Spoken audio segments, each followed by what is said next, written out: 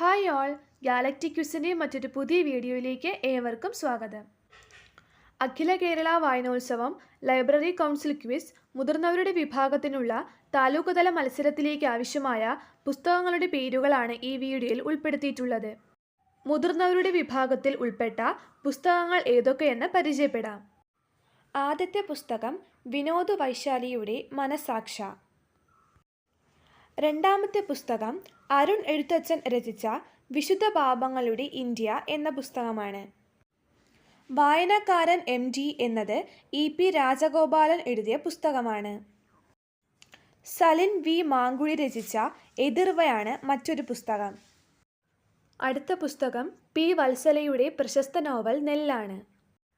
നെല്ല് എന്ന പുസ്തകം ഹൈസ്കൂൾ വിഭാഗത്തിനും 16 മുതൽ 25 വയസ്സ് വരെയുള്ളവരുടെ വിഭാഗത്തിനും മുതിർന്നവരുടെ വിഭാഗത്തിനും ആവശ്യമായ പുസ്തകമാണ്. അടുത്തത് മാർക്കീസ് എഴുതിയ കേണലിന് ആരും എഴുതുന്നില്ല എന്ന പുസ്തകമാണ്. ഈ ബുക്കും 3 വിഭാഗത്തിനും ആവശ്യമാണ്. ഇടശ്ശേരിയുടെ മലയാളത്തിൻ്റെ പ്രിയ കവിതകൾ എന്ന ഈ ബുക്കും 3 വിഭാഗത്തിനും ആവശ്യമായ പുസ്തകമാണ്. തോപ്പിൽ ഭാസയുടെ പ്രശസ്ത നാടകം നിങ്ങൾ എന്നെ കമ്മ്യൂണിസ്റ്റാക്കി എന്ന പുസ്തകം 16 മുതൽ 25 വയസ്സുവരെയുള്ള വിഭാഗത്തിനും മുതിർന്നവർക്കും ആവശ്യമാണ്. രാമായണം കൊത്തിയ സ്ത്രീ ജന്മങ്ങൾ എന്ന P സോമൻ്റെ പഠനഗ്രന്ഥം 16 മുതൽ 25 വയസ്സുവരെയുള്ളവർക്കും മുതിർന്നവർക്കും ആവശ്യമായ പുസ്തകമാണ്.